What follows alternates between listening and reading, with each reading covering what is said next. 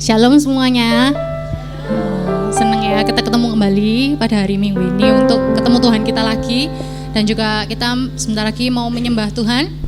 Dan sebelum itu selalu ya kalau saya yang bawain WL, tentunya apa teman-teman? Pantun. Mantap. Cakep.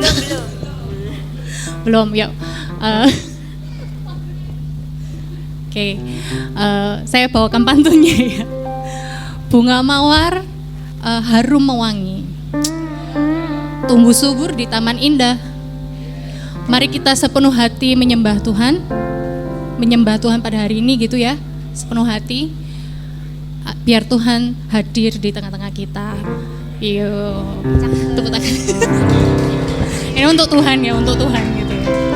Ya, mari sebelum itu mari kita panjatkan doa kepada Tuhan kita. Terima kasih Tuhan, Engkau kembali mengumpulkan kami di sini Tuhan untuk bertemu dengan Engkau kembali Tuhan, untuk mendengarkan firman-Mu lagi, untuk belajar lagi Tuhan, agar kami bisa Tuhan menjadi murid yang nyata Tuhan di dunia ini Tuhan, yang semakin gelap ini Tuhan. Dan kami mau Tuhan menjadi terang-Mu dan garam-Mu Tuhan di dunia ini. Semoga ajaran-Mu ini bisa Tuhan menjadi obat Tuhan bagi orang-orang yang memerlukan di sekitar kami Tuhan. Dan sebentar lagi Tuhan kami akan memulai ibadah kami. Kami mau berdoa untuk para jemaat yang mungkin sedang dalam perjalanan Tuhan kemari Tuhan. Terima kasih Tuhan, dan kami siap memulai ibadah kami, memulai pujian dan penyembahan kami. Terima kasih Tuhan, dalam nama Tuhan Yesus kami berdoa dan mengucap syukur. Amin. Nah, saya mau mengundang para jemaat untuk berdiri. Kita mau puji Tuhan dengan semangat ya hari ini. Terus saya mau request untuk para jemaat. Nanti kan ada liriknya, gerakkan kakimu ya. Nanti kita mulai dari kiri. Gerakkan kakimu, puji menarilah nanti gini ya, ke kiri dan kanan, ke kiri ke kanan dulu. Habis itu bertepuk tangan seperti biasa, bersukacitalah. Nanti kita nari bareng dan muji Tuhan bareng ya. Oke, siap tuh untuk memuji Tuhan? Siap. Siap, yuk. Mari kita mulai.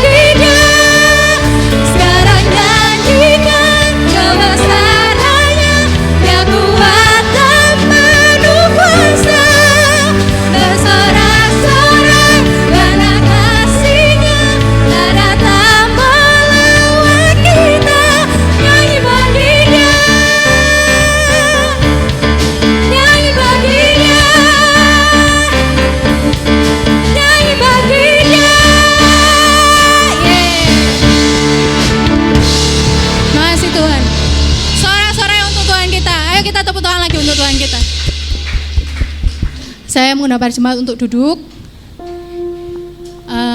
Kemarin waktu saat teduh ya, beberapa hari yang lalu, saya nemuin saya baca ayat ini dan saya pikir itu sangat mengena gitu ya untuk saya. Ayatnya itu di Matius ayat 16, Matius 16 ayat 24. Ya, ini saya bacakan untuk kita semua.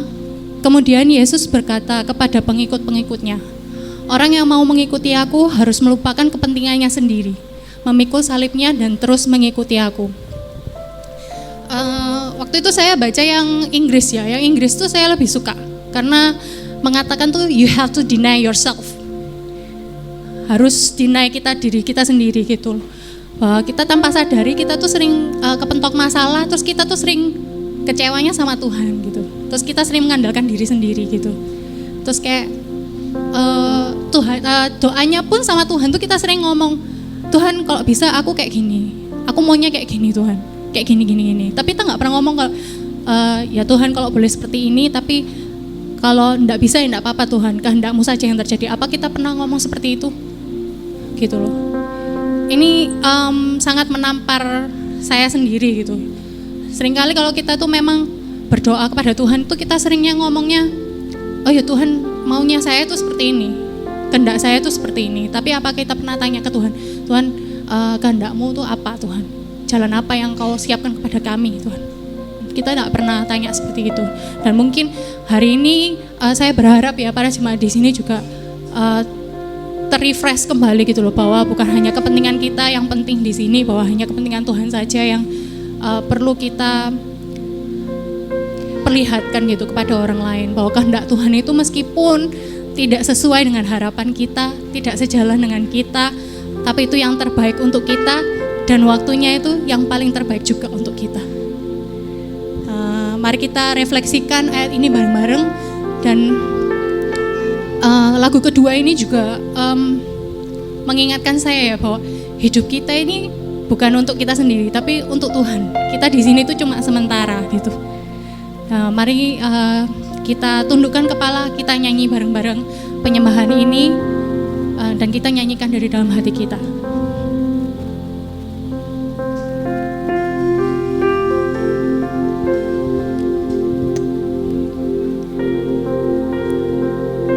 Hidupku mengenapi firman-Mu, tanda mujizat sertai tiap langkahku. Kau bersamaku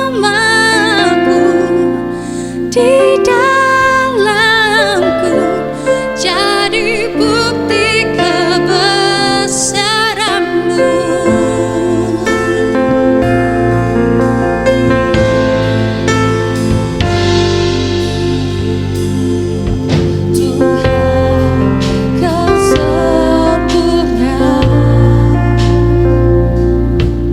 Dalam rencana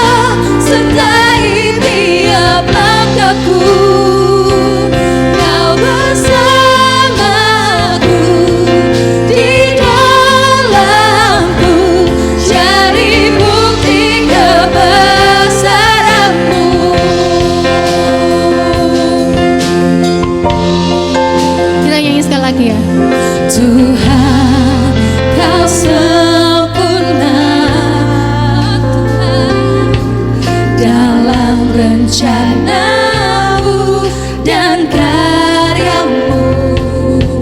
Ku serahkan hidupku, murnikan dengan doa-Mu. Hidupku mengenapi firman-Mu, tanda mujizat sertai tiap langkahku. Kau bersamaku di dalamku, jadi bukti kebesaran-Mu. Hidupku mengenapi firman-Mu, tanda mujizat sertai tiap langkahku. Kau bersamaku di dalamku, jadi bukti kebesaran-Mu.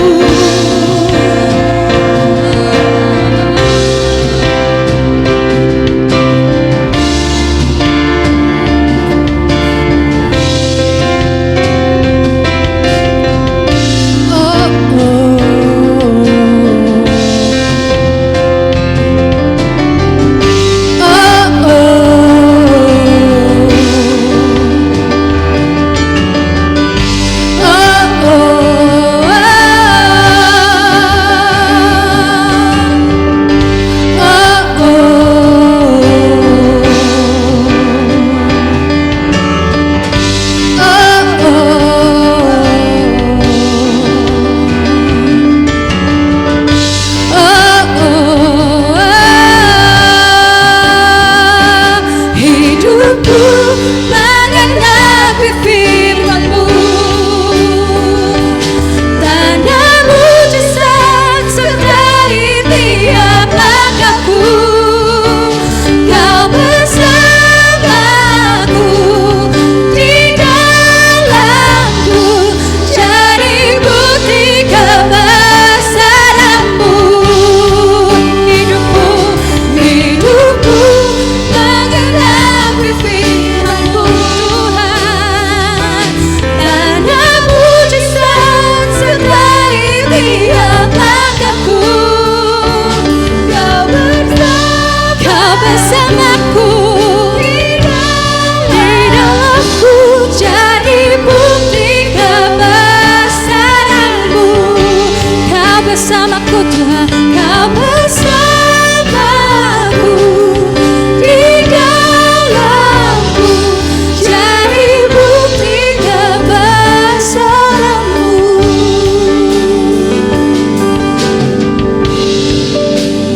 Yesus, terima kasih Tuhan. Terima kasih Tuhan, Engkau lihat Tuhan para jemaat-Mu Tuhan, para kekasih-Mu Tuhan di gereja ini Tuhan, yang datang Tuhan untuk mengenal Engkau lebih lagi Tuhan. Berikan kami Tuhan hati Tuhan yang mau Tuhan mendeny ourselves Tuhan, mendeny diri sendiri kita Tuhan, mendeny kepentingan kami sendiri Tuhan, dan mau mengikuti kehendak-Mu Tuhan. Kami berserah Tuhan, mau mengikuti jalan-Mu Tuhan, mau menjadi seperti Engkau Tuhan di dunia ini Tuhan. Dan kami Tuhan bukanlah apa-apa Tuhan tanpa Engkau Tuhan. Terima kasih Tuhan.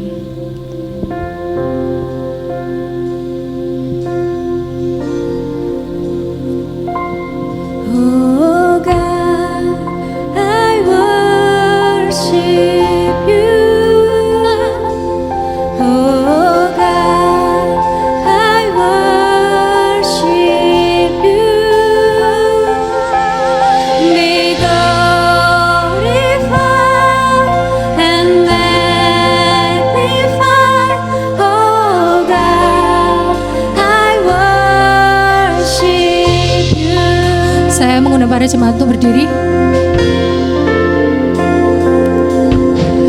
Glory to God in the highest, for Your great and matchless name.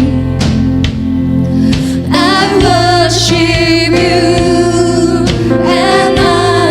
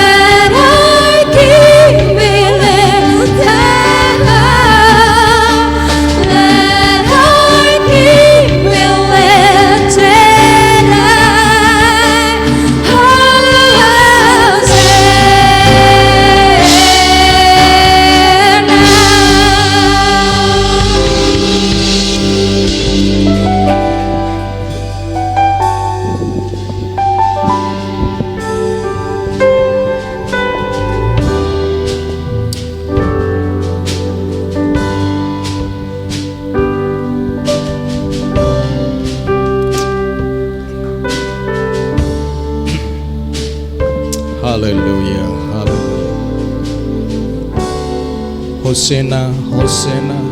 Kami meninggikan nama-Mu Tuhan di tengah-tengah kami ya Tuhan. Di tengah-tengah tantangan hidup, Engkau lebih tinggi dari tantangan hidup itu sendiri. Di tengah-tengah persoalan, Engkau lebih tinggi dari persoalan itu sendiri. Di tengah-tengah harapan kami yang kadang-kadang tidak mudah terwujud dan bahkan kami bisa menjadi kecewa, tetapi Engkau lebih tinggi daripada harapan kami, sehingga kami meletakkan kepercayaan kami bukan semata-mata kepada harapan kami, tetapi kepada rancangan-Mu yang sempurna atas setiap hidup kami masing-masing. Itu sebabnya Hosana, kami meninggikan nama-Mu bersama-sama pada pagi hari ini. Dan biarlah Tuhan, ketika hati kami tertuju kepadamu, Engkau sekali lagi dapat berbicara lembut kepada kami masing-masing. Engkau mengasihi kami lebih daripada siapapun juga. Engkau mengerti kami lebih daripada siapapun. Lebih dari orang terdekat kami, Engkau mengerti kami.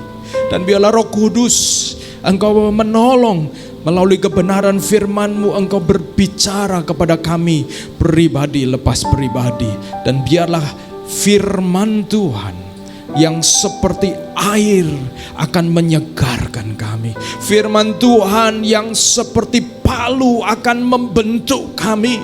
Firman Tuhan yang seperti pedang bermata dua akan menolong kami untuk dapat membedakan keputusan-keputusan yang kami harus ambil. Memilah-milah apa yang benar, apa yang berkenan, apa yang suci, apa yang mulia. Dan kami berdoa supaya Tuhan Engkau menolong setiap kami untuk dapat memberi diri dalam beberapa menit ke depan untuk menangkap kebenaran firman Tuhan. Demi nama Yesus Kristus kami siap dengarkan firman-Mu. Haleluya. Amin. Amin. Silakan duduk kembali, saudara-saudaraku.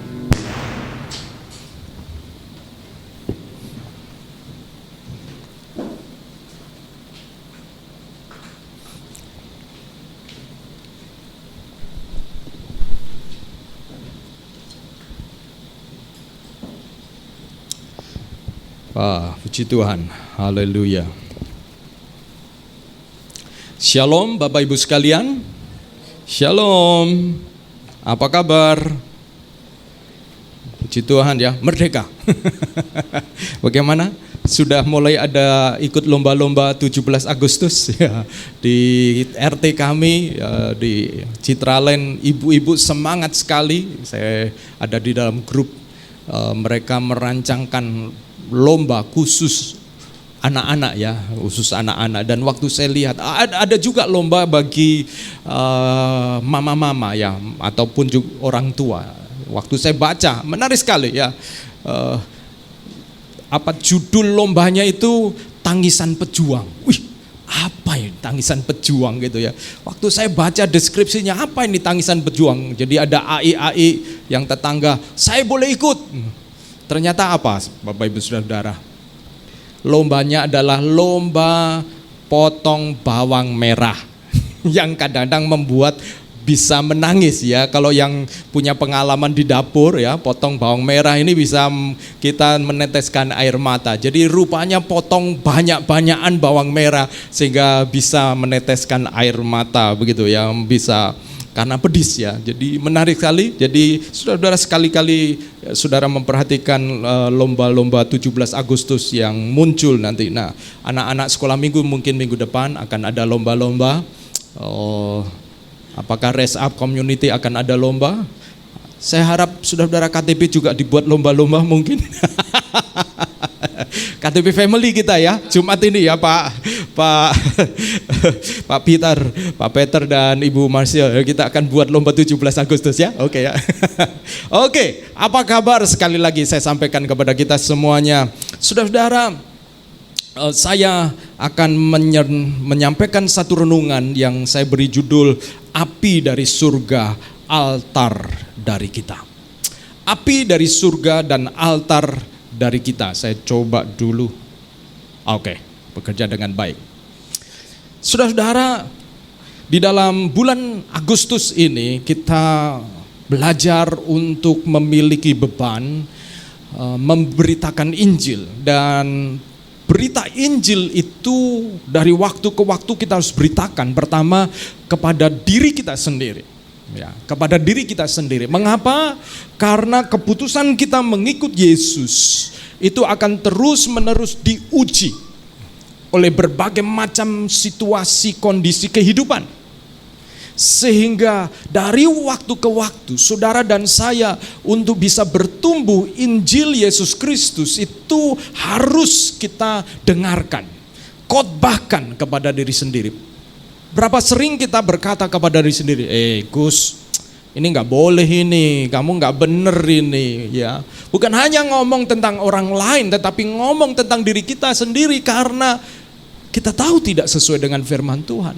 Dan berapa kali Bapak Ibu saudara-saudara ketika merenungkan firman Tuhan sendirian, firman Tuhan itu bicara kepada kita. Injil bicara kepada kita.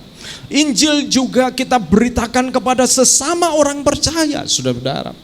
Kepada saudara-saudara kita, baik satu gereja, satu iman, sesama orang percaya kita harus memberitakan Injil, mengingatkan. Kenapa? Karena manusia bisa lupa. Manusia bisa lalai. Merasa punya, tetapi sesungguhnya tidak ada. Merasa punya iman karena mengerti firman, tetapi sesungguhnya perlu diberikan bantuan untuk kembali diingatkan tentang Injil Yesus Kristus. Dan yang ketiga, Injil kita beritakan juga kepada orang-orang yang belum mengenal Tuhan. Yang seringkali menjadi fokus ini yang ketiga seringkali. Tetapi sesungguhnya ada satu prinsip, you cannot share what you don't have.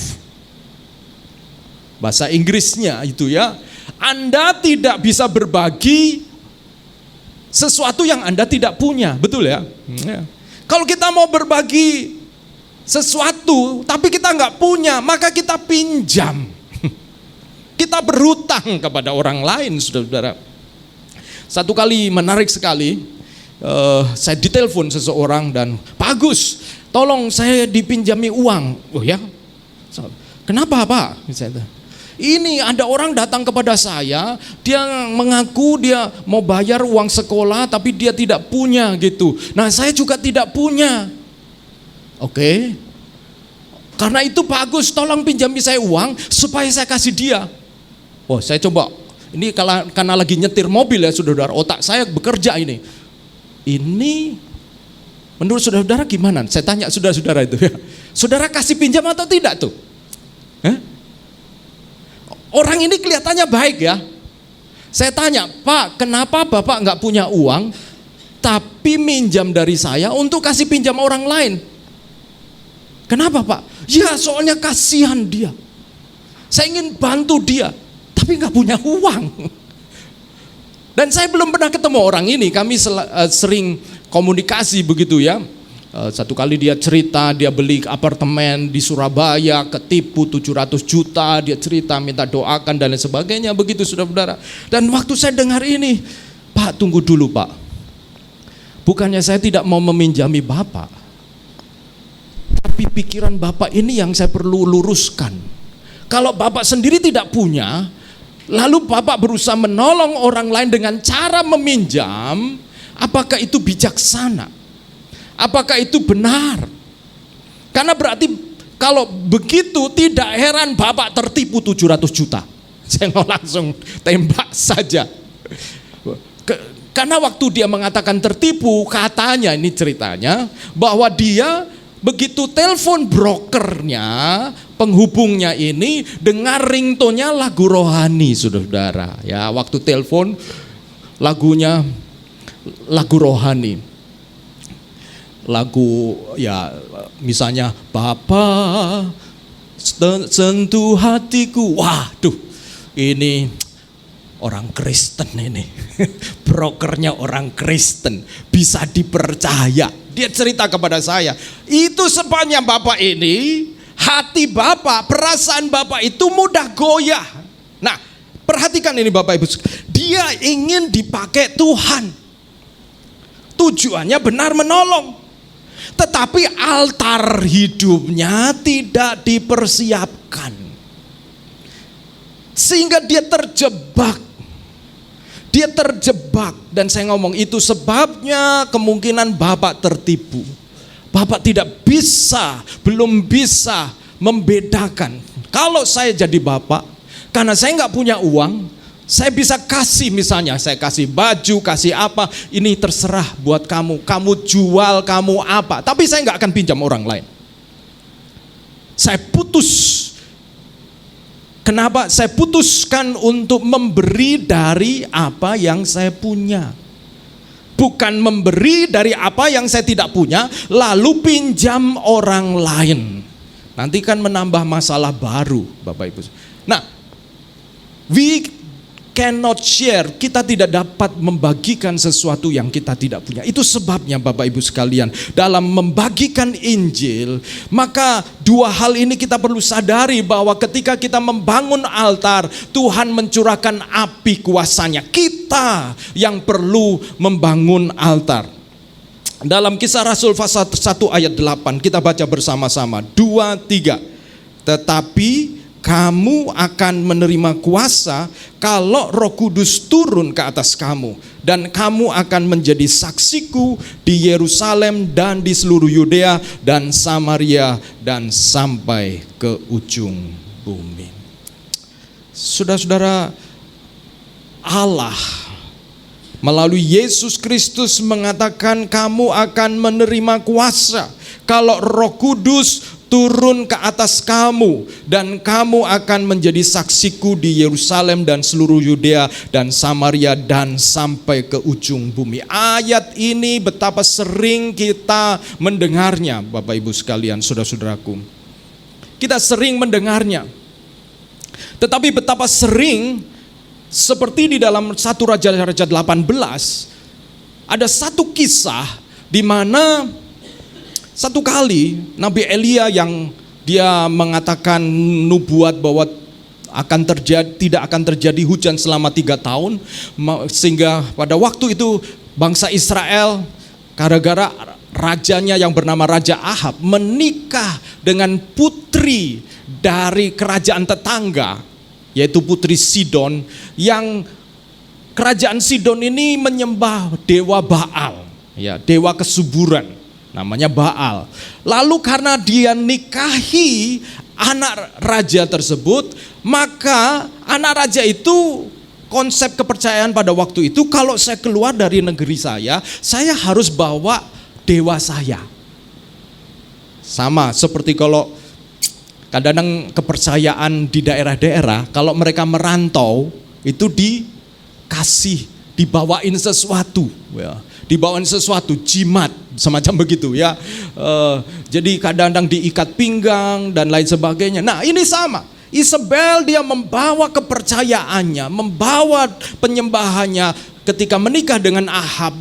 Dan akhirnya bukan hanya membawa untuk dirinya sendiri, tetapi justru Isabel mempengaruhi seluruh Israel, karena ternyata Isabel adalah emak-emak yang luar biasa. Emak-emak yang powerful, sampai Ahab suaminya takluk kepada Isabel. Apa yang terjadi? Isabel pada akhirnya membunuh para nabi-nabi Yahweh, nabi-nabi yang menyembah Yahweh Allahnya Israel. Dan oleh karena itulah kemudian Elia menyembunyikan diri, dan Elia mengatakan akan terjadi kekeringan selama 3 tahun. Dan akhirnya Bapak Ibu saudara-saudara, satu kali Elia menantang, karena kemudian nabi-nabi yang sejati itu disembunyikan, lama-lama kerajaan Israel akan rusak, nama Yahweh akan kemudian dipermalukan. Akhirnya Elia nekat, karena diperintahkan Tuhan, Elia menantang untuk membuktikan siapakah Allah yang hidup yang disembah. Dan akhirnya Elia menantang nabi-nabinya Isabel, nabi-nabi Baal, untuk siapakah di antara dia yang menyembah Yahweh dan nabi-nabi Baal 450 yang mampu menyebabkan api turun dari langit dan membakar korban. Nah, saudara-saudara, kalau saudara perhatikan, peristiwa ini tidak selalu terjadi. Artinya begini, saudara-saudara. Saudara kalau saudara memberitakan Injil, gak selalu harus nantang-nantang gitu ya. Buktikan Tuhanku atau Tuhanmu. Wah, jangan saudara-saudara. Itu oleh karena pewahyuan saja. Saudara-saudara ya, saudara jangan dikit-dikit buktikan, dikit-dikit buktikan. Tapi kali ini karena Tuhan yang perintahkan, saudara-saudara. Dan apa yang dilakukan? Di situ diberikan kesempatan nabi-nabi Baal, 450 nabi Baal membangun altar. Altar dibangun, lalu kemudian binatang korban diletakkan, dan mereka mulai memanggil dewa mereka. Ketika mereka memanggil dengan normal, dengan cara yang biasa mereka lakukan, reguler, ternyata tidak terjadi apa-apa. Saya menarik, waktu saya baca 1 Raja-Raja 18 ini, ada satu kalimat, dan Elia mengejek. Nabi mengejek ya saudara-saudara ya. Baru kali ini kayak firman Tuhan memvalidasi ejekan ini saudara-saudara ya. Tapi waktu saya baca ini maksudnya ini sambil manas-manasi begitu ya. Karena Nabi Elia ketika nabi-nabi itu mulai menyembah dan memanggil dewa mereka untuk menurunkan api, tidak terjadi apa-apa. Lalu Nabi Elia ngomong, lebih keras lagi. Mungkin Allahmu lagi ke pasar. Mungkin Allahmu lagi tidur, lagi main pedal, lagi sibuk, gak buka HP. Kamu miss call gak direspon. Wih saudara-saudara, ini nabi-nabi Baal panas ya, panas saudara-saudara. Akhirnya mereka menoreh-noreh tubuh mereka dengan pisau sehingga mengeluarkan darah untuk menjadi persembahan seruan. Dan apa yang terjadi? Tidak terjadi apa-apa. Kadang-kadang kita seperti para nabi Baal, kita melakukan apa yang benar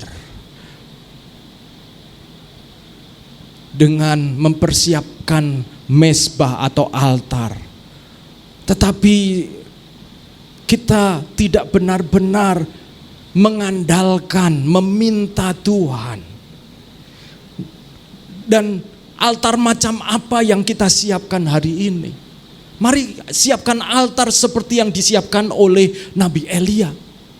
Di mana Nabi Elia mempersiapkan altar itu menarik sekali ketika Nabi Elia mempersiapkan altarnya, saudara-saudara. Karena ketika giliran Elia mempersiapkan altar, dia berkata kepada rakyat, karena Nabi Elia nggak punya teman, ya. Nabi-nabi yang lain sembunyi, takut dibunuh oleh Isabel, sehingga Nabi Elia sendirian. Berapa banyak kali ketika kita mencoba menyeberangkan Injil, kita merasa sendirian, kita merasa minoritas, dan kita merasa kecil. Karena kita minoritas, maka kita keep quiet, kita tahan mulut kita. Padahal kita melihat ada kesempatan, padahal kita melihat ada peluang, tetapi kita tutup mulut kita karena kita alone, kita merasa sendiri.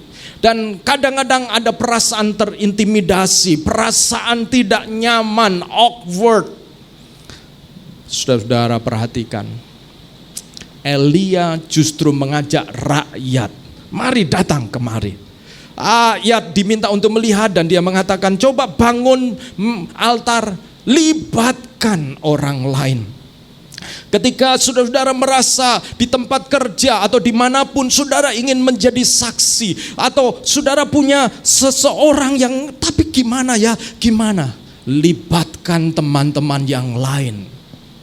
Libatkan dalam doa, dalam kebaikan, dalam investasi, libatkan. Rakyat diminta maju ke depan dan membangun mezbah itu, taruh batu. Lalu kemudian Elia mengatakan, oke, setelah itu tolong potong lembunya. Lembu dipotong. Saudara-saudara, pemberitaan Injil bukanlah misi pribadi. pemberitaan Injil adalah misi bersama-sama. Teamwork. Kita bekerja bersama-sama. Saudara-saudara, akhirnya kemudian Elia meminta supaya setelah lembu dipotong, menarik. Elia meminta mereka menyiram dengan air. 4 kali Elia meminta. Pertama altarnya, yang kedua lembunya disiram, ketiga sampai keempat itu karena ada paritnya, dibuat parit di sekitar altar sampai parit itu penuh dengan air. Saudara-saudara, menurut logika rasio, ini kalau lembu dan kayu-kayunya disiram air, tantangannya lebih berat. Tidak masuk akal, saudara-saudara. Inilah yang saya maksud. Ketika saudara dan saya mempersiapkan altar hidup kita, ketahuilah bahwa kita harus berjalan dengan iman. Ada hal-hal yang kadang-kadang ini rasanya kurang kurang make sense, kurang masuk akal. Aku udah capek, aku perlu istirahat. Saudara-saudara, kadang-kadang ya kalau saya perjalanan tuh karena memang padat ya. 2 minggu ini saya ikut sebuah program dari pemerintah, namanya peningkatan kompetensi dosen pemula ya. Jadi harus mendengarkan pelatihan, membuat tugas, buat tugas video pengajaran, buat paper, saudara-saudara, dan kalau bisa sambil menyelam minum air. Kalau saya mau buat paper itu saya pikir untuk paper yang lain untuk mengajar semester ini, hampir tiap hari mulai pagi, bangun pagi jam 6 pagi sampai jam 12 duduk di depan laptop saya sampai saya kelenger, saudara-saudara ya. Dan ketika itu saya lakukan di Ciputat ya, setelah acara keluarga karena pelatihan di Ciputat. Rasanya itu kalau naik Grab inginnya tidur ya saudara-saudara.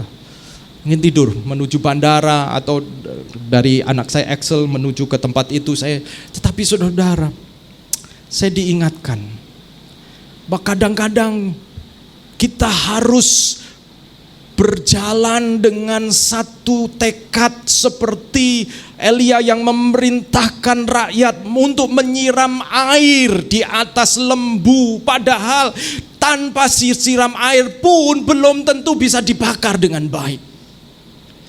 Kadang-kadang saudara dan saya harus benar mengambil langkah iman untuk melihat bahwa Tuhan mampu mengirimkan api dari surga. Sehingga saudara dan saya punya pengalaman iman bersama dengan Dia, saudara-saudara. Nah, saudara-saudara, akhirnya mati. Oke, no problem ya saudara-saudara. Rupanya setelah saya ngomong siram air mati sendiri. Kita perlu api dari surga. Tapi saudara-saudara, saya akan mengajak saudara melihat apa sih altar itu. Altar itu terdiri dari apa saja. Ada 4 yang saya ingin sampaikan berhubungan dengan altar yang ada di dalam hidup kita. Yang pertama, saudara-saudara, altar adalah berbicara tentang pikiran, saudara-saudara. Oh, pikiran kok pegang di sini ya, saudara-saudara. Pikiran di sini ya. Pikiran. Jadi, nah ini. Altar adalah totalitas hidup kita, kehidupan kita yang menyeluruh. Coba, oke. Let's see. Belum? Nah ini dia. Terima kasih. 4 pilar altar yang kita miliki. Yang pertama adalah pikiran. Pikiran itu menentukan baik perasaan, kehendak maupun tindakan. Memang Seolah-olah urutannya yang ideal. Orang berpikir karena pikirannya misalnya, aduh, saya nanti kalau tua hidup dengan siapa gitu ya saudara-saudara. Ini mulai pikiran ya. Pikiran. Yang lalu saya beli kelapa muda degan ya di daerah Lontar. Seberangnya itu ada panti Vreda untuk orang-orang jompo ya. Saya lihat, wih, bangun gedung baru. Saya tanya penjual es degannya, "Loh, Mbak, itu apa?" "Loh, Pak, itu panti jompo." "Loh, wah, kok kayak hotel gitu?" "Iya, Pak, itu saya dengar. Karena kadang-kadang ada yang beli degan ke sini, Pak. Itu masih kuat, tapi kok heran di panti jompo." Waduh, jangan-jangan nanti saya begitu ya. Lalu, terus, "Pak, itu ada yang satu kamar per bulan 12 juta, Pak." Wow, gitu. Saya mulai mikir, nanti kalau saya tua ini kira-kira saya masuk kamar yang berapa ya? Tapi ada yang murah kok, Pak, ada yang murah. Nah, saudara-saudara, ketika saya cerita begini kepada Ibu Lili, karena 2 anak laki-laki ini kadang-kadang ya yang sudah punya anak. Kadang-kadang anak laki-laki kalau sudah menikah, ya tergantung istrinya ini. Kalau istrinya sangat support untuk mengingat mertua, wah puji Tuhan. Tapi kalau istrinya menguasai, alamat ini saudara-saudara. Makanya saudara-saudara ini ya, yang cowok-cowok, kalau saudara punya pasangan, pastikan ajak pasanganmu kenal perdamaian dengan calon mertua ya. Supaya apa? Supaya tidak jadi musuh. Kalau musuhan, aduh, punya anak lagi-lagi, apalagi 2 anak kami jauh. Dan ketika saya cerita kepada Ibu Lili, pikirannya mulai mikir masa tua ya. Wah, iya ya. Nanti gimana? Kalau dosen itu pensiun 65 tahun. Saya nggak tahu kalau gembala nggak ada pensiun, tapi gembala sampai berapa lama saya di sini gitu. Kita mulai pikir ya, penghasilan tiap bulan dari mana ini? Wah, mulai mau ngomong, gimana kalau rumah yang di Malang kita jadikan tempat kos? Oh, oke. Wah, kos itu ribet, ngurusi mahasiswa. Saya kasih tahu, Instagram ini ada wanted. Ternyata banyak mahasiswa yang nggak bayar. Udah difoto pakai KTP di tangan kiri, tetap nggak bayar, saudara-saudara. Dan diposting, saya bilang resiko besar, capek hati, uangnya kecil. Gimana kalau homestay? Homestay. Nah, saudara-saudara, ini ketika kita mulai berpikir, perasaan kita ikut, betul kan? Perasaan kita ikut dan kita ikut galau. Nah, saudara-saudara, seringkali kita tidak sadar bahwa pikiran, perasaan, kehendak, dan tindakan kita itu menjadi altar untuk api Tuhan menyambar persembahan kita untuk bisa pada akhirnya memberitakan Injil. Kalau pikiran kita sudah mengatakan, gak mungkin, saya ini orang introvert, gak bisa saya. Kalau sudah ngomong gak bisa, pikiran, lalu perasaan gimana? Perasaan juga akan ngikut, Bapak Ibu sekalian. Saudara-saudara, perasaan juga akan ngikut. Akhirnya apa? Kehendak juga ikut. Akhirnya tindakan ya tidak terjadi apa-apa. Bagaimana dengan pikiran kita? Saudara-saudaraku, pikiran kita harus diisi oleh firman. Karena firman yang kemudian kita mengerti, kita pahami, akan menolong kita untuk bertindak di atas kebenaran, keyakinan bahwa Tuhan adalah Tuhan yang menepati janjinya. Saya sharing yang lalu ketika saya menuju ke Ciputat, ke sebuah hotel dalam pelatihan itu. Sebenarnya sudah cukup kami sama dengan Axel dan Kevin berapa hari, lalu kemudian besok harus mengikuti pelatihan, harus pre-test, nyiapkan tes. Pagi-pagi itu sebenarnya bangun pagi jam 6 harus pergi ke hotel karena jam 7 sudah pendaftaran ulang. Rasanya ingin tutup mata dan bersandar begitu ya. Karena pikiran saya mengatakan, lu capek, lu perlu istirahat. Orang juga ngerti, pendeta juga perlu istirahat. Setelah ini kamu juga padat sampai jam 9 malam, jadi perlu istirahat. Itu pikiran saya, itu pikiran saya.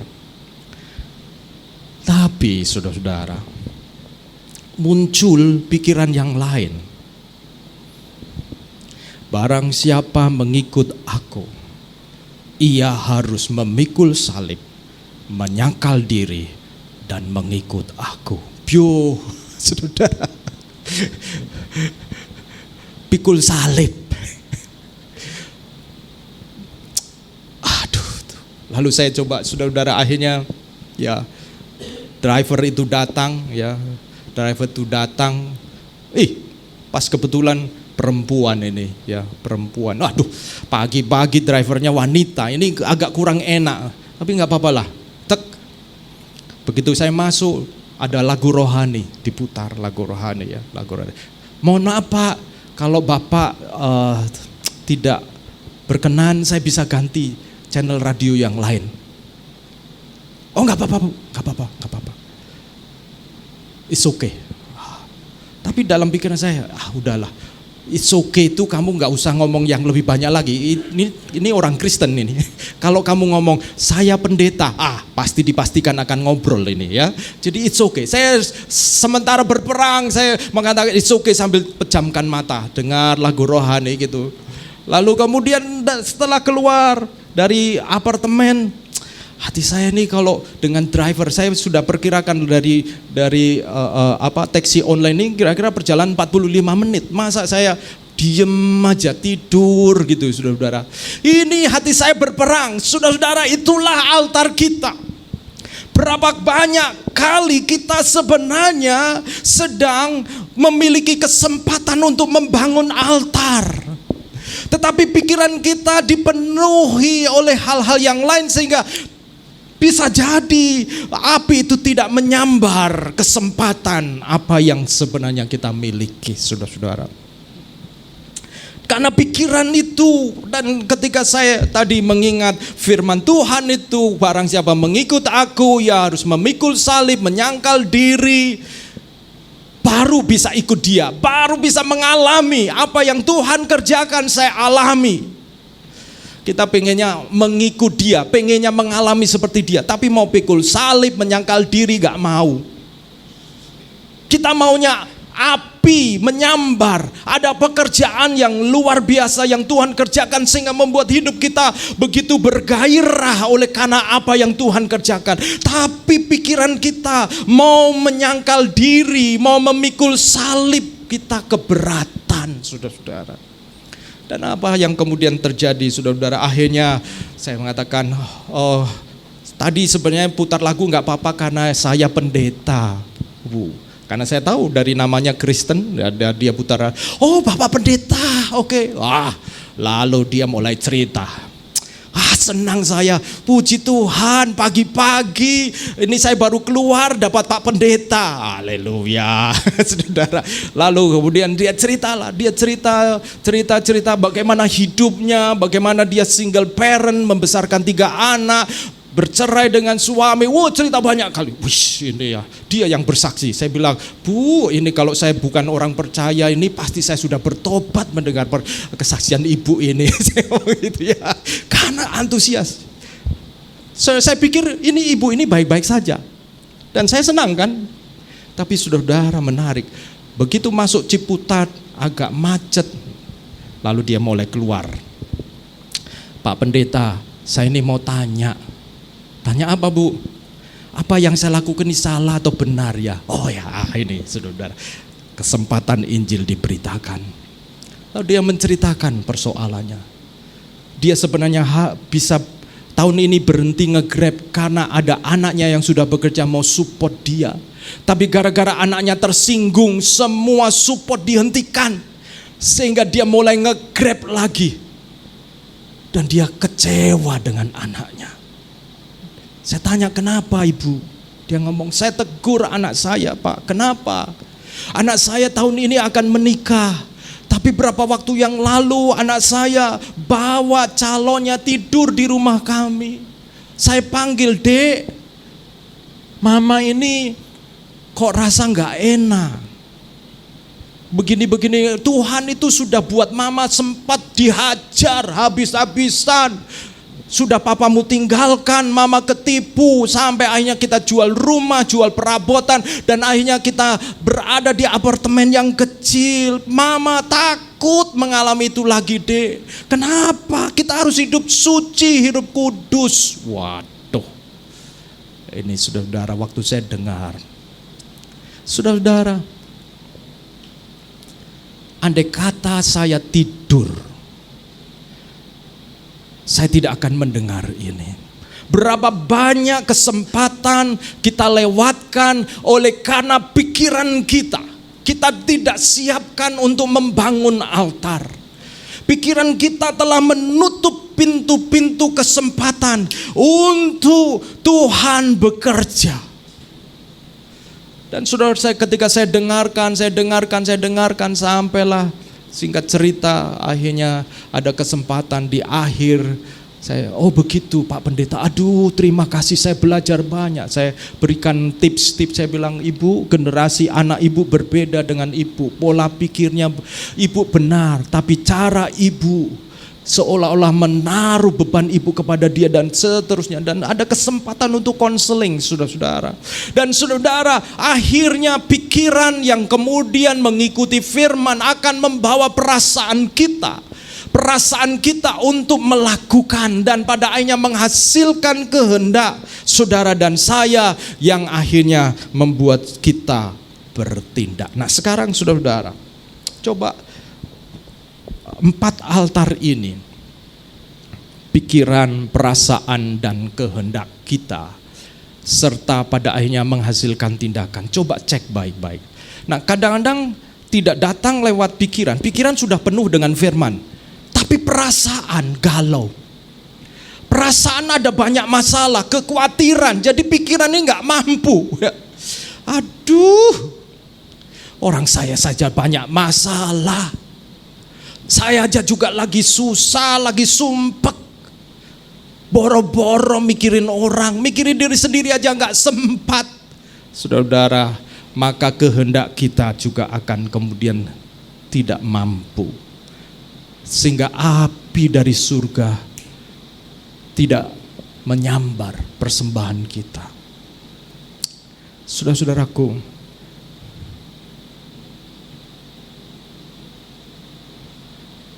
api dari surga adalah kuasa Roh Kudus, memberikan kita keberanian, membuka pintu kesempatan, mengubah yang mustahil, di mana seperti api yang mengeringkan air.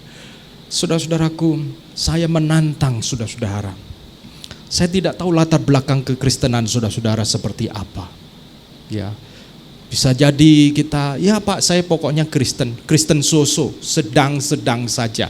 Ya, pokoknya jangan terlalu lah Pak. Saudara, saya tidak sedang mengajak kita untuk menjadi ekstrim, tidak. Saya mengajak saudara untuk sesuai dengan firman Tuhan. Itu aja, that's all, saudara. That's all. Dan bagaimana pikiran kita, perasaan kita, dan kehendak kita, apakah menuntun tindakan kita? Nah, terakhir nih, coba. Ini dia. Sehingga formulanya adalah, kalau kita penuhi pikiran kita, ya Tuhan, hari ini saya dengar firman, Tuhan, perasaan saya ini khawatir, gak siap Tuhan. Saya masih manusia seperti saudara dan saya masih suka gudeg, suka rawon, sama seperti saudara-saudara. Saya juga kadang-kadang galau, saudara-saudara. Ya, jangan anggap saya ini sudah rektor, ngajar. Oh, masih manusia seperti saudara dan saya, masih lelah. Tidur juga kalau gak cukup, ya ngantuk-ngantuk. Pernahkah saya duduk dengarkan khotbah tertidur? Ya pernah saudara-saudara, ya, pernah saudara-saudara. Saya pernah tiba-tiba, wah, kecapean saudara-saudara, kecapean begitu tiba-tiba, aduh.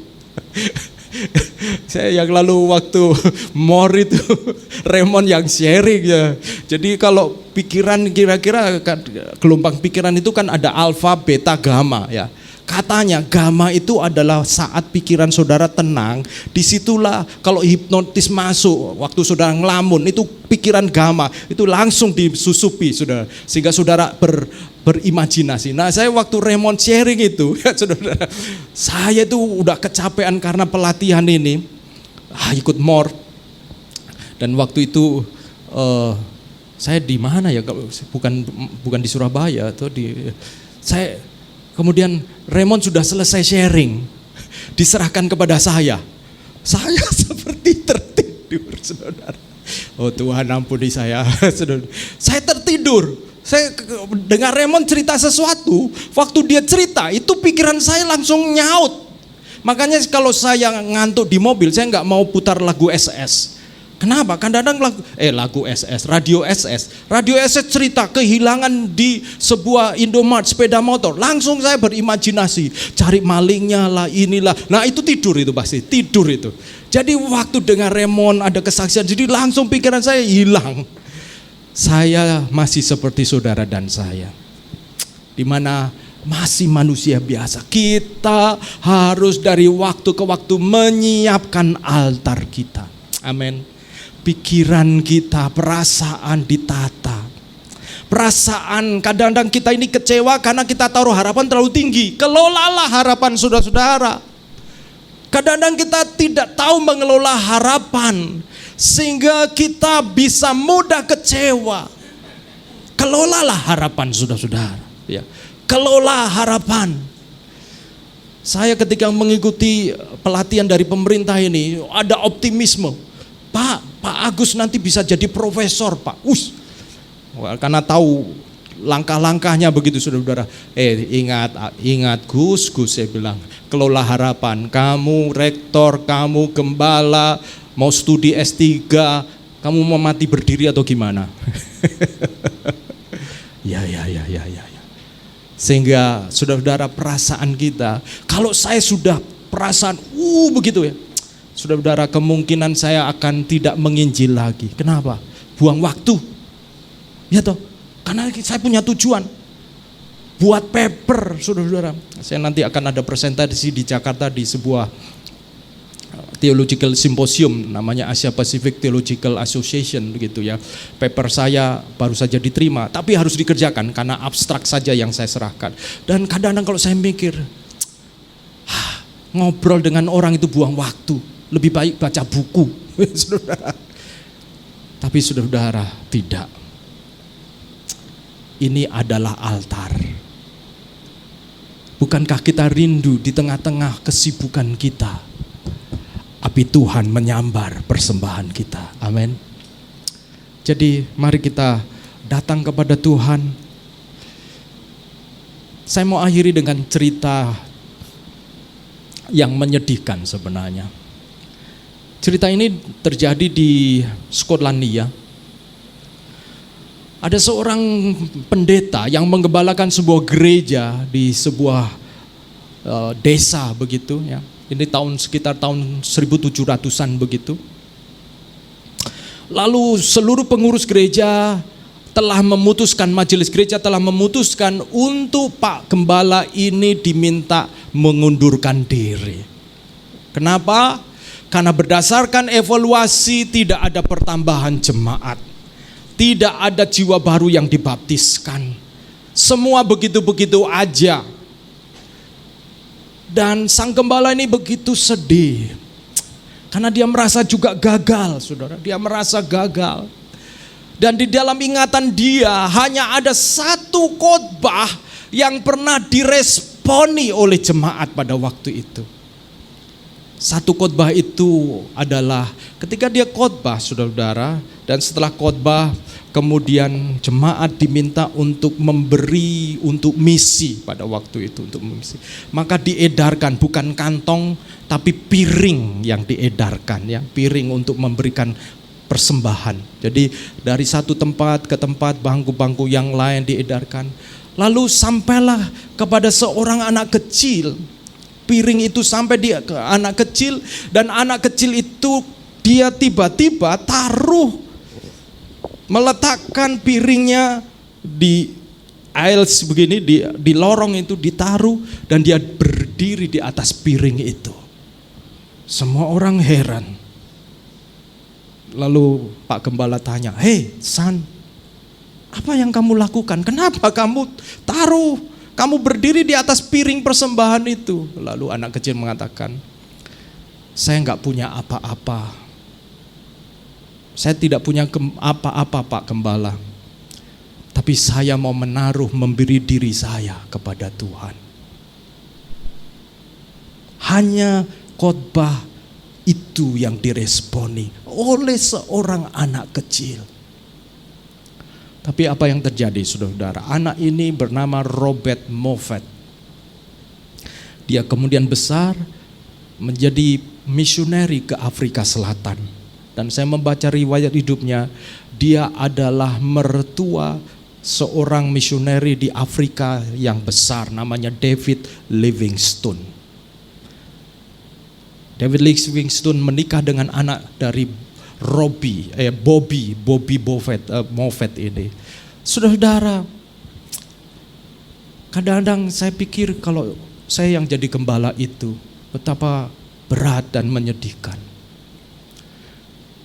Tapi saya lihat, sekalipun anak kecil meresponi, tapi anak kecil itu telah menaruh altar, dan di sanalah Tuhan menurunkan apinya, sehingga Afrika Selatan mengenal Kristus karena ada orang yang memiliki beban ke sana. Saudara-saudara, jangan pernah menyepelekan hal-hal yang kecil.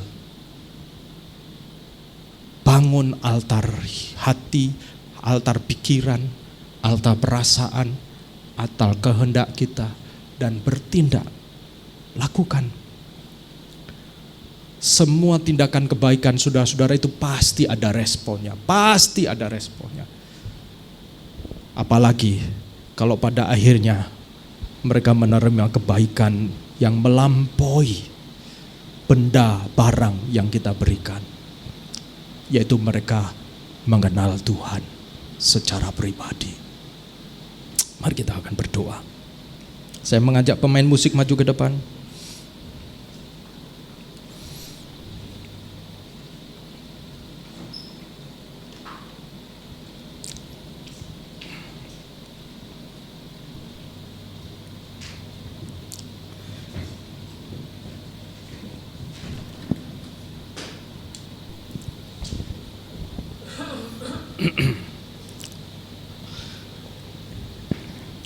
Kita menyanyikan satu pujian terhubung.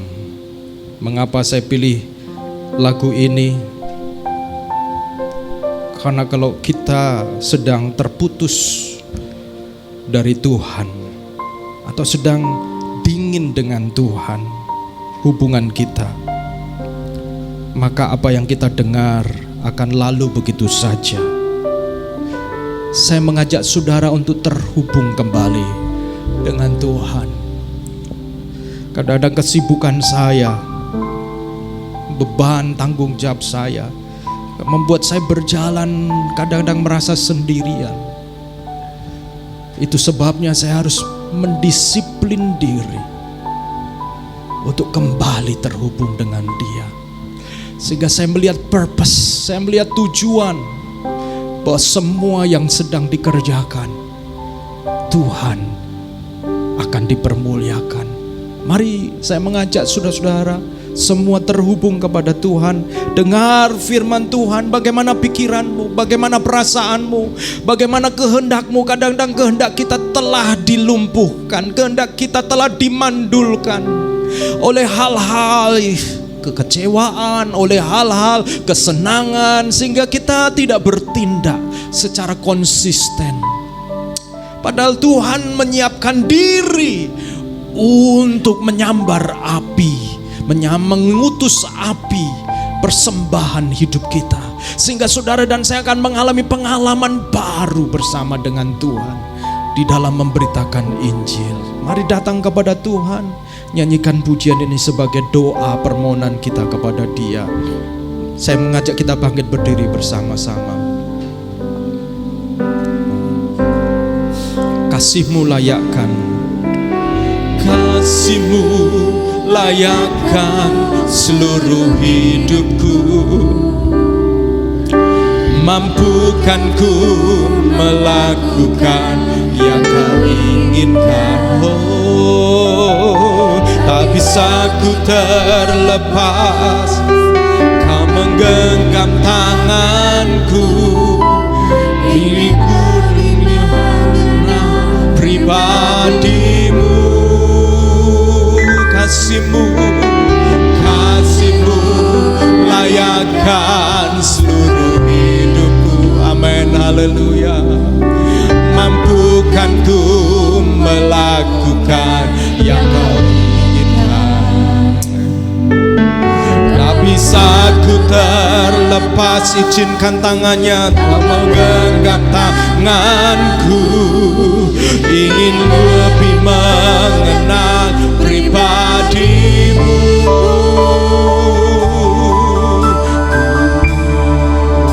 Amin. Ku terhubung denganmu, selalu melekat di hatiku. Firman-Mu itulah dasar hidupku yang bertahan atasku. Ku terhubung denganmu, amin. Selalu melekat di hatiku.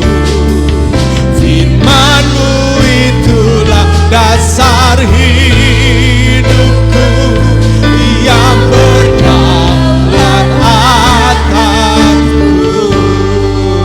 Saudara-saudara, bisakah saudara mengenali pikiranmu? Bisakah engkau mengenali perasaanmu? Dan bisakah engkau mengenali kehendakmu, kemauanmu? Coba cek baik-baik dari firman Tuhan. Apakah pikiran saudara sedang dipersiapkan menjadi altar Tuhan? Ada berapa banyak persen pikiran itu telah dikuasai oleh banyak hal, yang pada akhirnya kita tidak melihat api yang dari Tuhan. Saya tahu bahwa kita kadang-kadang hidup di tengah-tengah situasi dan kondisi yang tidak mudah. Tapi undang firman-Nya membentuk pikiran kita, yang pada akhirnya mendorong perasaan kita untuk berharap kepada Dia. Tuhan, aku rindu, aku punya beban untuk si A, untuk si B, untuk sahabatku, untuk orang ini. Saudara-saudara, kadang-kadang Roh Kudus bicara kepada pikiran kita untuk mengarahkan pandangan kita kepada seseorang yang kita tahu dia perlu berita Injil itu. Tapi kadang-kadang pikiran kita kemudian diruntuhkan, sehingga perasaan kita mengikuti dan mengatakan, ya sudahlah, kita nggak usah macam-macam. Saudara-saudara, taruh bagian kita adalah tidak harus menjadi sempurna. Bagian kita adalah letakkan batu-batu altar, saudara. Bangun itu. Pada waktunya kesempatan itu datang, belajar bertindak dengan taat. Saya mengajak sampai akhir tahun 2025 ini, saya menantang saudara sebuah tantangan iman. Paling tidak saudara ada satu orang di dalam hati saudara-saudara untuk saudara bawa kepada Tuhan. Satu orang di tahun 2025 ini, satu orang, entah dia mungkin sudah jauh dari Tuhan, dia kecewa dari Tuhan, orang yang saudara kenal, ataupun orang yang mungkin saudara tidak terlalu kenal, tapi saudara ada koneksi dengan orang itu. Coba saudara-saudara, karena ketika saudara berani bertindak, tema bulan ini get closer by sharing the gospel. Saudara akan merasa terhubung dengan Tuhan, dekat dengan Tuhan, karena saudara mengalami keberhasilan di dalam membagikan Injil Yesus Kristus. Saya jamin, sesuai dengan kebenaran firman Tuhan, saudara akan mengalami kegairahan baru di dalam Tuhan. Haleluya. Ku terhubung denganmu. Haleluya. Selalu melekat di hatimu. Firman-Mu itulah dasar hidupku, yang berdaulat atasku. Ku terhubung denganmu, amin. Selalu melekat di hatimu. Firman-Mu itulah dasar hidupku, yang berdaulat atasku. Sekali lagi, ku terhubung, amin. Ini kerinduan kami Tuhan, amin. Mari Tuhan, Engkau bawa kami, oh, melekat di hatimu. Firman-Mu itulah dasar hidupku, yang berdaulat atasku. Firman-Mu itulah dasar hidupku, yang berdaulat atasku. Firman-Mu itulah dasar hidupku, yang berdaulat atasku.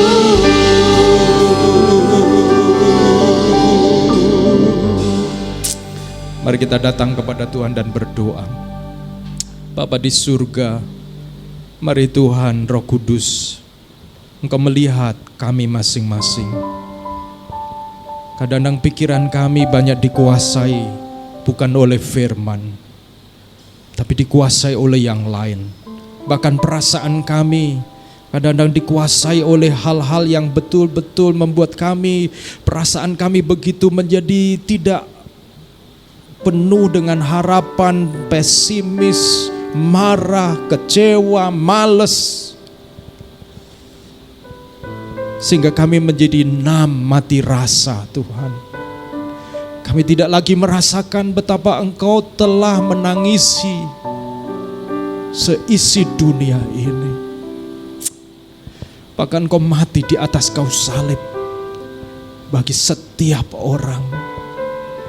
Tuhan, kami mau berdoa agar Engkau memenuhi pikiran kami dengan pikiran Kristus, dan menolong perasaan kami untuk kami serahkan perasaan yang benar itu kepada Engkau. Kami berdoa apabila ada di antara kami yang perasaannya sedang diombang-ambingkan, sehingga kadang-kadang up and down, sehingga kadang-kadang yang kami lihat hanya diri kami sendiri, kebutuhan kami sendiri, keperluan kami sendiri.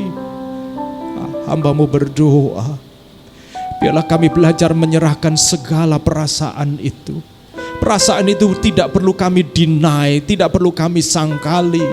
Yang kami perlukan adalah mengakui dan menyerahkan kepada Kristus. Serahkanlah segala kekhawatiran-Mu kepadaku. sebab aku yang memelihara engkau, kata firman Tuhan. Bapak, sehingga kehendak kami diperkuat, kami berketetapan hati Tuhan untuk melihat Tuhan memakai setiap kami, dan kami belajar untuk bertindak. Kuatkan kehendak kami dari waktu ke waktu untuk kami taat kepada firman Tuhan. Terima kasih ya Tuhan, dan berikan kami pengalaman-pengalaman kemenangan bersama dengan Engkau. Demi nama Yesus kami bersyukur dan berdoa. Amin. Puji Tuhan, silakan duduk kembali. Saya serahkan Devita untuk sampaikan. Terima kasih Pak Agus.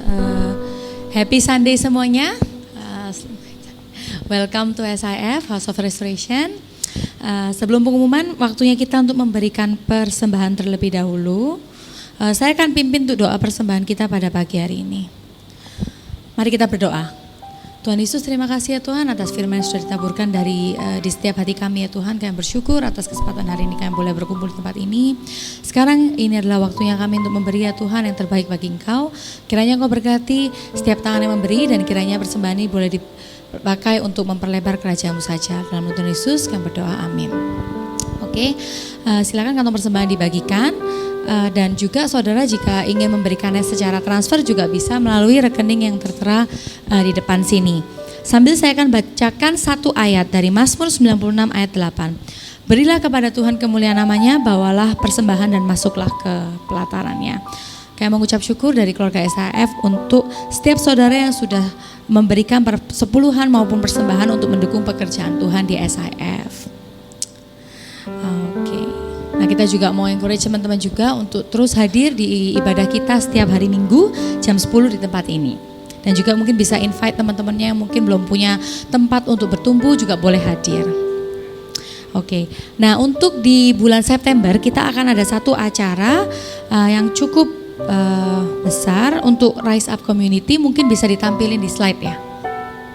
Nah, ini teasernya nih, kita bakal ada acara untuk Rise Up Community. Ini lebih ke arah untuk mahasiswa atau anak muda. Jadi mungkin teman-teman di sini yang punya teman sepupu yang mungkin beragama Kristen juga mau join dan bergabung, maupun yang non Kristen juga bisa ikut join di Rise Up Community. Ini seru banget nih, di Bumi Perkemahan Bedengan. Ini tadi saya tanya di Batu di tanggal 5 sampai 7 September 2025. Nah, untuk mendukung acara ini dari tim Rise Up Community juga open sambal roa, mungkin bisa ditampilin ya.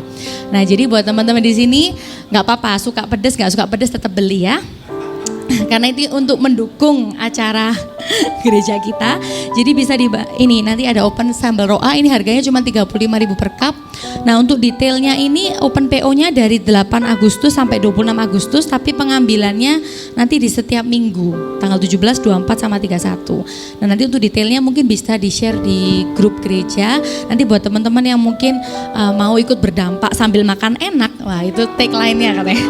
Ada tagline-nya, berdampak sambil makan enak. Ini bisa dibantu beli, nanti bisa mendukung acara kita nanti nih di tanggal 5 sampai 7 ya. Jadi minta tolong teman-teman bisa langsung kontak aja PIC-nya, ada Gaby, ada anak-anak mahasiswa lain juga. Oke, untuk pengumuman seminggu ke depan di hari Selasa itu akan ada more, akan doa buat misi penginjilan. Nanti kita invite juga teman-teman yang bisa hadir. Lalu di hari Kamis ya kita juga encourage teman-teman untuk terus hadir di KTP kita. Biasanya nanti akan detailnya akan di-share di grup masing-masing. Nah, di hari Jumat juga ada KTB Family di rumah Ibu Katrina jam 7. Buat teman-teman yang mungkin punya orang tua nih, belum punya komunitas, mungkin mereka juga butuh lah pasti tempat curhat ya. Kita aja suka curhat sama teman, apalagi mungkin orang tua kita. Nah, itu juga bisa diajak untuk bisa ikut join KTB Family untuk elders ya di hari Jumat di jam 7 di rumah Ibu Katrina. Di rumahnya Kohenry yang di Citraland. Oke, hari Sabtu juga akan ada Rise Up Community jam 6.30 onsite di lantai 6 gereja. Ini juga encourage teman-teman juga yang mungkin punya teman-teman mahasiswa juga bisa ikut bergabung di Rise Up Community. Sekian pengumuman dari saya kembalikan ke Pak Agus.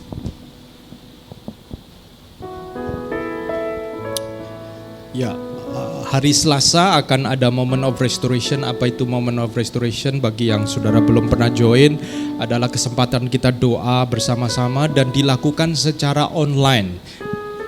Saudara, Bapak Ibu sekalian bisa ikut dari mana saja dan sedang apa saja. Wah, sedang apa saja ini agak gawat ya saudara. Lagi masa ikut more, hati-hati gosong ya saudara. Atau kalau diminta tolong berdoa lah ternyata hilang.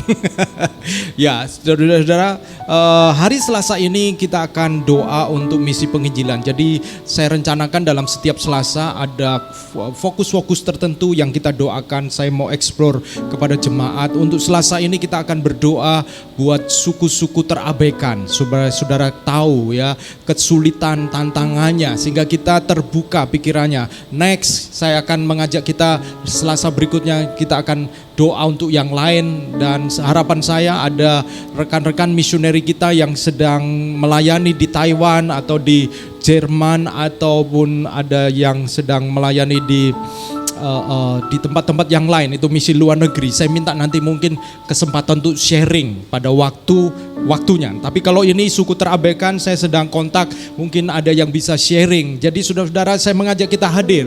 Oh saudara-saudara, dampak luar biasa. Ya, ada suku anak dalam yang lalu menjadi target dari sekolah kami. Ya, kami coba kirimkan ke sana. Ada di Sulawesi Tengah itu ada suku Wana. Ya, ada suku Wana yang kalau berjalan ke sana kadang-kadang harus sewa helikopter, macam-macam di Pulau Buru, macam-macam. Ada juga suku-suku yang di sekitar kita. Ayo kita berdoa bersama-sama sehingga kita bisa melihat apa yang kita bisa kerjakan. Jadi untuk Selasa ini kita akan berdoa untuk suku-suku terabaikan, dan biarlah kita aware dengan itu semua. Nah, mari kita akan akhiri ibadah kita.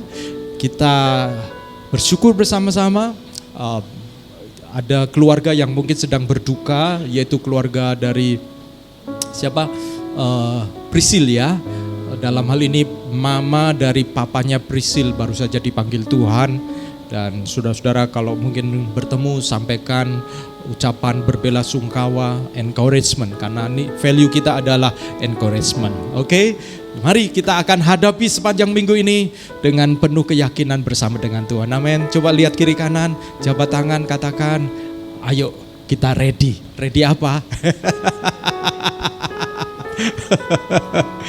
Ready bawa jiwa, ready untuk bersaksi. Mari bangkit berdiri, kita akhiri bersama-sama saudara-saudara.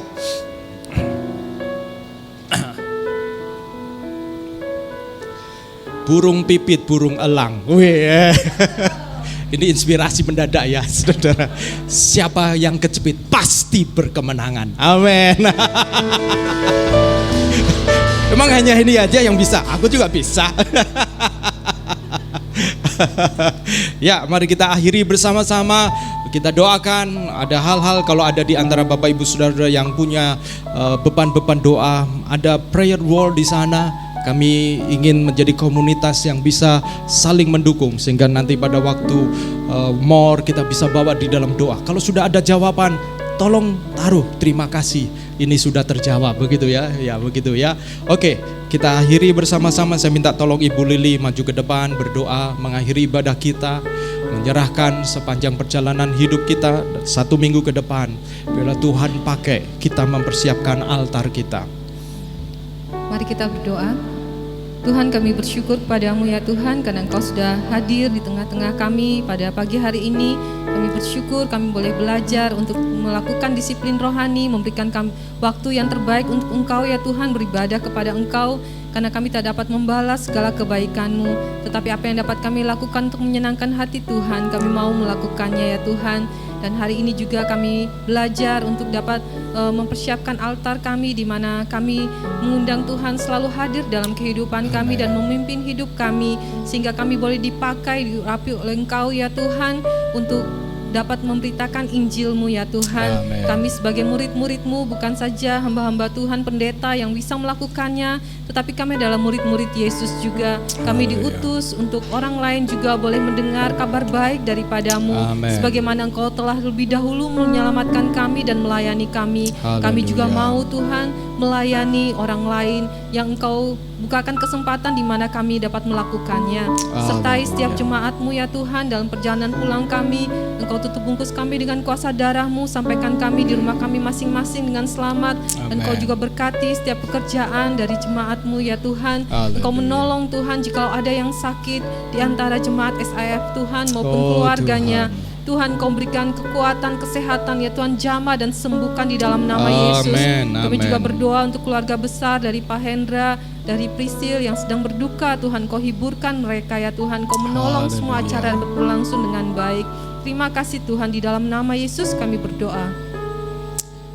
Saudaraku yang kekasih, angkatlah tanganmu dan terimalah berkat Tuhan. Tuhan menyinari engkau dengan wajah-Nya dan memberikan engkau kasih karunia. Ia menghadapkan wajahnya kepadamu dan memberikan engkau damai sejahtera.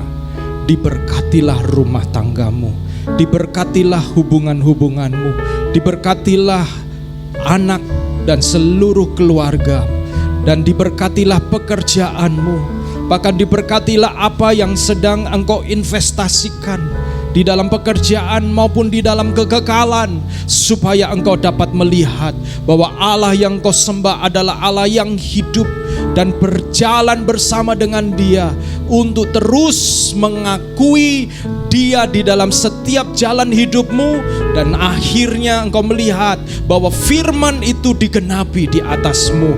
Terimalah seluruh damai sejahtera Allah Bapa, kasih sayang dari Tuhan Yesus Kristus, dan penghiburan oleh karena Roh Kudus. Kuasanya menyertai engkau untuk menjadi saksi di Yerusalem, Yudea sampai Samaria, sampai ke ujung bumi, sampai Tuhan Yesus datang kali yang kedua menjemput kita semuanya yang percaya, berkata amin, amin, amin, amin, amin.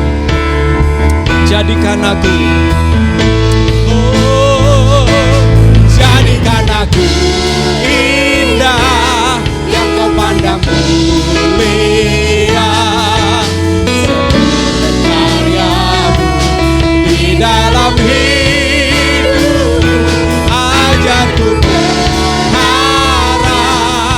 hanya kepadamu, amin, taat dan setia kepadamu Tuhan. Jadikan aku indah yang kau pandang mulia, seperti karyamu di dalam hidupku. Ajarku, amin Tuhan, ajar kami berharap hanya kepadamu, taat dan setia, taat dan setia, taat dan setia, taat dan setia kepadamu Tuhan. Amin, amin. Happy Sunday. Silakan jabat tangan satu dengan yang lain. Tuhan berkati kita semuanya.